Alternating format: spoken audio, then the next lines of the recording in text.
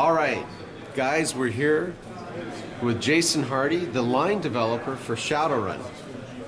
So Jason, I want to thank you for taking time out of your very busy schedule to bring us up to speed with what's going on with Shadowrun and what your future plans are for Shadowrun. All right, happy to do it. What specifically do you want to know, or just want me to ramble on? Ramble on, and I'll zero in on a couple of points, and we'll go from there. All right, well, we have some new products out at the show that we're excited about. One is the very long in gestation runner's toolkit, which is a great product. I got my advanced copy like a month ago, and it just immediately became the second most used thing I have right behind the core book. Just a lot of great tools to help players and game masters. It's got cheat sheets, it's got a modular character creation system to let you create characters in 15-20 minutes. It's got a GM screen, it's got a book of compiled tables of all the gear from the core books. So just a lot of things to make life easier and quicker and get you out of flipping pages around and doing the stuff that's not fun and into the fun of the game. And we have a new book called Spy Games out that covers espionage and a lot of the stuff in the city of Denver, which is a great espionage city because it's a divided city in the Shadowrun universe. Different nations have territories all adjacent to each other, and they're always squabbling and fighting, and over it all is the dragon Ghostwalker, who's not fond of spies.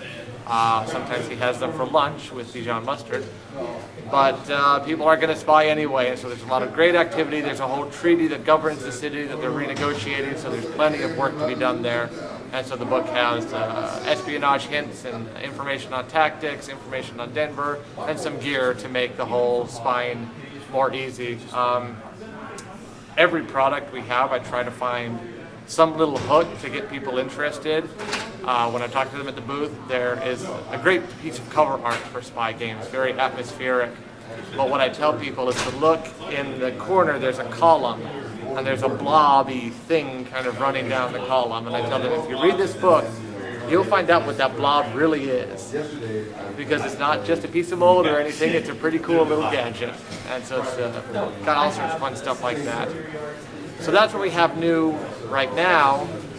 We're working on a product for Gen Con that'll come out called Street Legends.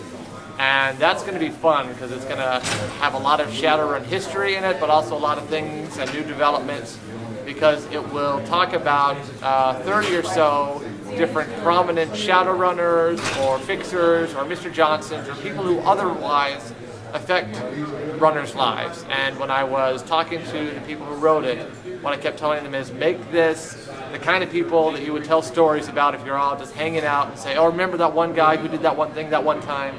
Just that story that would come to mind. And so there's all sorts of interesting people and some absolutely crazy stories, and then just some cool, interesting people in there. We've got a couple of dragons that are in there, some classic runners from the past like Saren Shamander and Tommy Talon, some newer people, a lot of the Jack Point posters are in there. And to make sure it was useful as a game tool, not just a background tool, we made sure that every single one of them are statted out completely. So if you want to see what it would take to take on a great dragon, this is the book for you, and it's nasty. That does it for part 1 of the interview with Jason Hardy, but stay tuned for part 2. Thanks a lot. Play games and have fun.